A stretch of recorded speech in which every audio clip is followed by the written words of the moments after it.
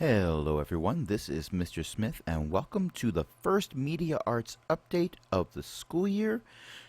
Actually, this is our first Media Arts update ever, as before we were called the Technology major, now we are Media Arts. Welcome to the September 2015 update. Let's get right into this. Now, first of all, who am I making this video for? Why, I'm making it for you. That's right, you, sitting right there in your chair. I'm assuming, because I can't really see you, that would be creepy. Oh, and it's you if you happen to be the parent of a media arts student of mine at Benjamin D. Foulois Creative and Performing Arts Academy. Now, if you are, in fact, one of those students, you might want to watch this too. There's some useful information in it. Anyone else, feel free, but keep in mind, I'm not making this for you. I'm sorry. It's nothing personal, really. It's not you. It's me. Okay, let's move on before this gets even more awkward. Moving on, what is this about? What are we doing here? Well, these videos that I'm going to be making every month and putting up on this YouTube channel will be meant to do several things. One, they're going to highlight upcoming due dates, which is kind of important. We don't want to miss out on anything major or anything like that. I'm going to cover any miscellaneous news we've got going on, any new and interesting things that are about to happen, and my favorite part of this is going to be showcasing student artwork, like this one right here. This is a wonderful little illustration that was made by Ariel, one of our new 6th grade majors, and while this is a still image, it was made in an animation program called Frames that we tend to use a lot. The reason why we're doing a video format is because so many of the projects that are going to be handed in are video and or audio in nature, so you can't really just print that out and put it into a newsletter. You can't just take a screen capture of it and throw it in without, totally ruining the experience. So this way I'll be able to showcase a variety of things that involve audio or motion, and everyone can see them, and it's going to be pretty awesome. So, how do you get your child's artwork on here? Well, first they got to make something awesome, which shouldn't be too hard. I've got a lot of talented students. But also, we gotta have one of these. And this is a legal issue. I'm not allowed to display artwork unless I have one of these publicity release forms filled out. Now, you may have already filled one of these out. I sent a copy home with every student on the first day. But another copy was sent home to be taken to their homeroom teacher. The reason why we've got two is because I need my own on file to make sure that I'm dotting all of my I's and crossing all my T's. Let's put it that way. Now, there's 3 checkboxes there. The first one, if you check that, it allows me to display student artwork in a format like this, or to submit student work to one of our more public viewings. The next checkbox allows us to include the student's likeness or their voice or any of that personally identifiable stuff in a project. For example, we're going to have a county-wide film festival this year, and for every student that appears in the videos that I submit, whether or not they're a media arts major, I have to have one of these filled out for that student. If an adult shows up in one of those videos, I have to have one of these filled out for the adult. So there's really no exceptions. We've got to get these filled out for everyone. Now, that last checkbox, that's what you check if you don't give permission. If you're expressly saying, no, I don't want my child's likeness or voice or anything to appear in anything that gets put on display, you have the right to do that. And if you do that, keep in mind that that child can still pass my class, that child can still get an A, but their work is not going to be displayed. And if they appear in any student's project, then that work is also not going to be displayed. But there are plenty of good reasons why you might not want to check that last box, so I'm not going to argue against that if that's what you choose. All right, moving on. How do you get that publicity release form? Why, you go to my website, fouloistech.info. This is where you can go to pretty much get everything I talk about ever. I throw it all here. Now, you'll notice when you first go to fouloistech.info that you've got this calendar over here with a bunch of red due dates over there. Those are when projects are due. Now, half of those projects, the ones that begin with TC, that's for technology concepts. That's my 9-week class. I might have some majors in those in future quarters, but right now I don't, so those can be safely ignored. You'll still see we've got one project due every single week right now. This may change in the future, but there you go. You can see when things are due, and if you ask your child, hey child, I'm assuming you don't call them child, but you get the idea. Hey child, did you have a project due yesterday in Mr. Smith's class? If they say, no, I didn't, well, you can look here and see if they're actually telling the truth. Now, most of what you'll need to see other than this calendar, which, oh, by the way, it's a Google Calendar, so if you click on that little link at the bottom where it says plus Google Calendar, if you use Google, this will add it to your own Google Calendar and you'll be able to see all the due dates that pop up. Now for everything else, if you go over to this camera icon over here where it says majors, you can click on that and get to a screen that looks remarkably like this. Almost exactly like this. It's kind of uncanny. Now, if you take a look right underneath where it says Media Arts Projects, you've got the publicity release form link there, and even our syllabus is right there. So you can get access to both of those whenever you need them for whatever reason you might need them. Below that are about 20 different projects that the students get to pick from. Now, as you saw, there was one project due every week. What's due? Whatever the student wants to be due. They get to pick from any of these. Now, the 1-point project designation can be a little confusing, so right now, ignore it. If you were on this page for real and not just looking at a screen capture, you could scroll down and see that there's 2-point projects and 3-point projects. Ignore all that for now. That's going to be something that I'm introducing second quarter. For now, just imagine that these are the only projects that they have to work on, and they're doing one per week. If they look at a project and they're like, I don't really want to do this project, they can skip it. There's going to be 9 projects due this quarter total, because it just averages out that this, even though quarters are 9 weeks, there's 10 calendar weeks for the quarter. And the first week there was nothing due because we were just getting used to the formatting. So 9 projects total, 20 projects on that list. They're not even going to do half of them. And I'm cool with that. I love the idea that I'm letting students pick their own curriculum and tailoring media arts towards their desires and their interests, which can work out really well in the long run. I want this to be their class, not mine.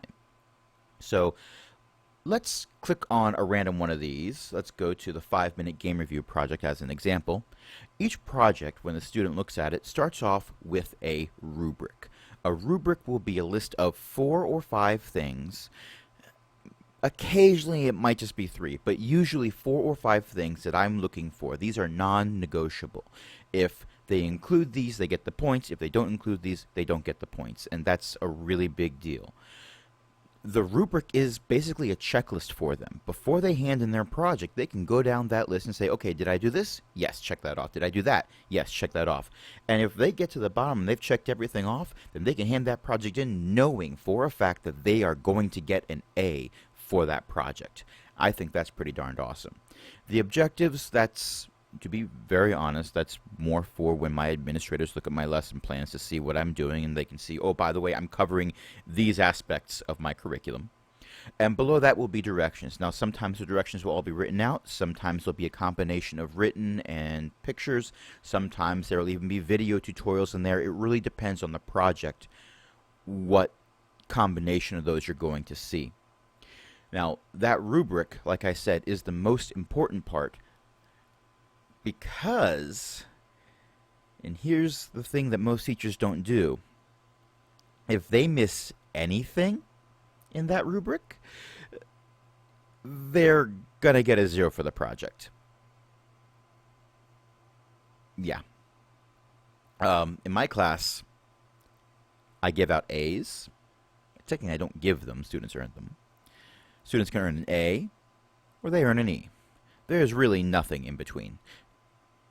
Okay, that's a sight gag, and I apologize for that. But yeah, you get an A or an E, nothing else. Now, that's the bad news. I expect mastery. Good news is, let's go back to this rubric here. If you're taking a look at this, and they miss something, Like, let's say they hand in a video here, and the second point of the rubric says the video it needs to be less than 5 minutes long. They hand in something that's 5 minutes, 11 seconds. They go back and they cut out 11 seconds of that video, and they resubmit it.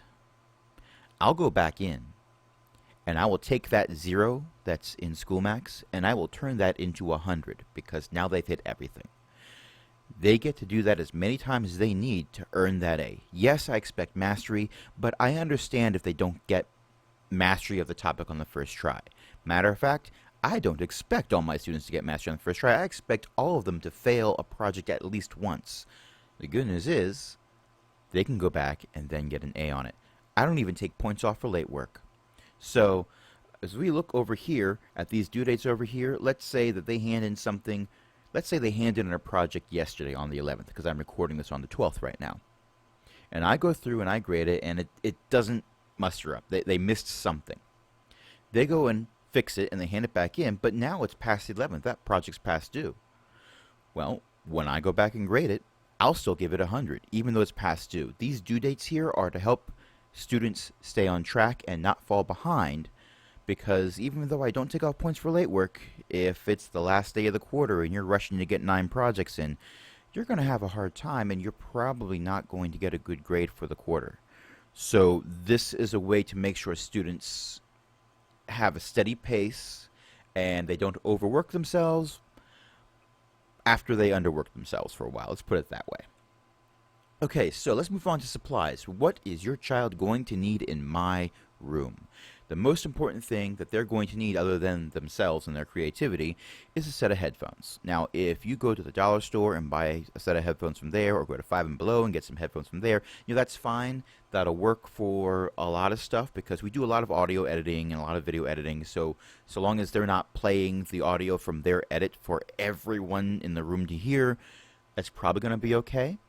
I will say that we're already starting to feel the pinch, because I have a set of microphones for students to use. They're really nice microphones. They're made by a company called Blue. They're snowball microphones. They work really well, but I only have 3 of them, and we already have students starting to argue over whose turn it is to use with a microphone. So if you can get your hands on a headset mic, one that has a microphone and the earbuds or the speakers built in, that's going to be better off. Now, they come in 2 flavors. One will have 2 sets of audio jacks, one for the microphone and one for the speakers, and that's going to be cheaper. You can get a decent headset for about $20 from most places that sell them. If you want to go and spend a little more money, you can get one that has a USB plug on it. You're going to get better audio quality from those than with the ones with the regular jacks, but for the kinds of projects that we do in my classroom, it's not going to matter as much which of those you pick. My favorite set of headphones right now actually is the one with the regular audio jacks, not USB, because I can actually plug it into my phone and listen to music that way. But that's my personal tastes. You can spend more if you really want to. I wouldn't, personally. Okay, so optional supplies. There's all kinds of things that you can buy your media arts student to help them succeed in my room. There are cameras, there are computers, there's all kinds of software, but the problem with that is it ends up building up a lot of money, and it costs a whole lot. So particularly if you are the parent of a 6th grade major and you've got 3 years ahead of you, don't buy anything yet unless you find that you really, really need it. If your child comes home and says, Mr. Smith said I needed Minecraft for class, no, I didn't. I might have said they needed it if they were going to complete a certain project, but as we've already seen, there's a lot of projects to choose from. So they can pick a project that doesn't involve Minecraft and still get an A for the quarter. They can get an A for the year without even touching Minecraft ever. So as they get to the point where maybe they want to take it to the next level and they need a purchase to be made for that, that would be a good time to purchase it. Waiting until, say, birthdays or holiday times might be a little bit better. For a lot of stuff, and this includes cameras and most electronics, including computers, waiting until it's needed means you're going to spend the same amount of money for a better product that will last longer, as opposed to buying everything now and then maybe they don't need it for a year and then you've got a year-old piece of equipment that doesn't work as well. So hold off on the optional stuff for now if you find that you don't need it. If you've already bought it, awesome. Use it. It's incredible. But let's be honest, this can end up being a very expensive major. Not as expensive as orchestra or band, looking at the price of some of those instruments, but if we can defer some of these costs for later, I'm in favor of deferring the costs until later. Okay, so we're about ready to wrap this up. If you have questions, comments, criticisms, you want to yell at me for half an hour, please don't yell at me for half an hour. My limit's about 29 minutes. After that, I start to have my ADD kick in. Well, there's several ways you can get a hold of me. You can email me, aaron.smith@pgcps.org. Now, I have a lot of students that are emailing me as well right now. Some projects require proposals or scripts to be approved first, so they're sending those to me via email. So I try to reply in a timely fashion. Please forgive me if it takes me a little more than a day to do that, but I try to reply to every email that I receive. Again, all the information I've covered is available on fouloistech.info, and we even have a Twitter account for the class. It's at @fouloistech, and you can find us on Twitter. I'm sorry, I don't follow back usually. It's more of a blast out information account than a let's have a meaningful conversation about what we have for breakfast account. So, that's all for now. Until next time, this is Mr. Smith saying have fun, and I'll see you in the next video. Goodbye.